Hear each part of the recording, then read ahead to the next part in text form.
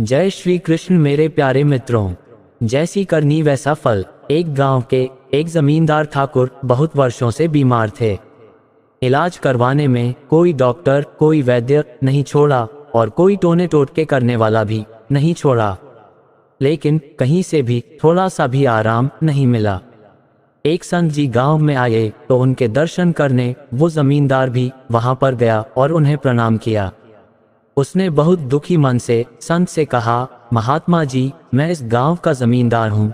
मेरे पास सैकड़ों बीघे जमीन है। इतना सब कुछ होने के बावजूद भी मुझे एक लाइलाज रोग है जो कि कहीं से भी ठीक नहीं हो रहा है। महात्मा जी ने पूछा, भाई क्या रोग है आपको? जी, मुझे मल त्याग करते समय बहुत खून आता है और इतनी जलन होती है जो बर्दाश्त नहीं होती। ऐसा लगता है कि मेरे प्राण ही निकल जाएंगे। आप कुछ मेहरबानी करो। महात्मा जी ने आंख बंद कर ली और शांत बैठ गए। थोड़ी देर बाद बोले, बुरा तो नहीं मानोगे, एक बात पूछूं? नहीं महाराज, पूछिए। तुमने कभी किसी का दिल इतना ज्यादा तो नहीं दुखाया कि उसने तुम्हें जी भर के बद्दुआएं दी हो, जिसका दंड आज तुम भोग रहे हो? तुम्हारे दुख देने से वो इतना अधिक दुखी हुआ हो जिसके कारण आज तुम इतनी पीड़ा झेल रहे हो? नहीं बाबा, जहाँ तक मुझे याद है मैंने तो कभी किसी का दिल नहीं दुखाया। याद करो और सोचो, कभी किसी का हक तो नहीं छीना, किसी की पीठ में छुरा तो नहीं मारा, किसी की रोजी रोटी तो नहीं छीनी, किसी का हिस्सा तुमने जबरदस्ती खुद तो नहीं संभाला हुआ। महात्मा जी की बात पूरी होने पर वो खामोश और शर्मसार होकर बोला, जी, मेरी एक विधवा भाभी है जो कि इस वक्त अपने मायके में रहती है। वो जमीन में से अपना हिस्सा मांगती थी। ये सोचकर मैंने उसे कुछ भी नहीं दिया कि कल को ये सब कुछ अपने भाइयों को ही दे देगी, इसका क्या पता। बाबा ने कहा, आज से ही उसे हर महीने 100 रुपये भेजने शुरू करो। यह उस समय की बात है जब 100 रुपये में पूरा परिवार पल जाता था। उस व्यक्ति ने कुछ रुपए भेजना शुरू कर दिया। 2-3 हफ्तों के बाद उसने बाबा से आकर कहा, जी मैं 75% ठीक हूँ। महात्मा जी ने सोचा कि इसे तो पूरा ठीक होना चाहिए था, ऐसा क्यों नहीं हुआ।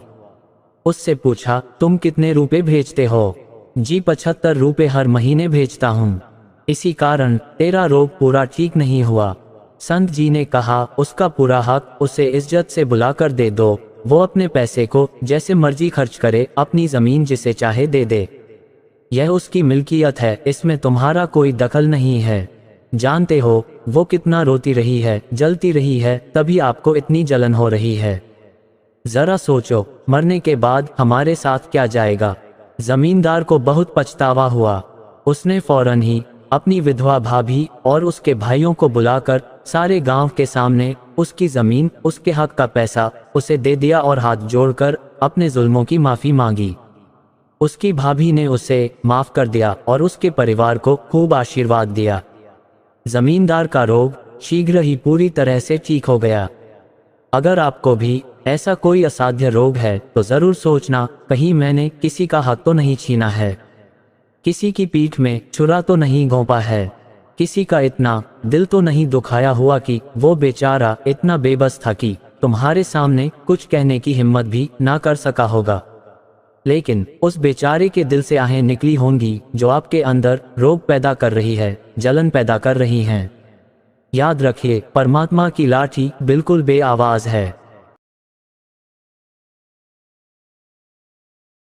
तो मित्रों, करनी के फल की कहानी आपको कैसी लगी हमें कमेंट बॉक्स में लिखकर जरूर बताएं। और अगर आप हमारे चैनल पर नए हो तो चैनल को सब्सक्राइब अवश्य कर ले और वीडियो को अपने दोस्तों व परिवार वालों को भी जरूर शेयर करें। और आज की हमारी यह वीडियो देखने के लिए आपका दिल से बहुत बहुत धन्यवाद। बोलो जय श्री कृष्ण, राधे राधे।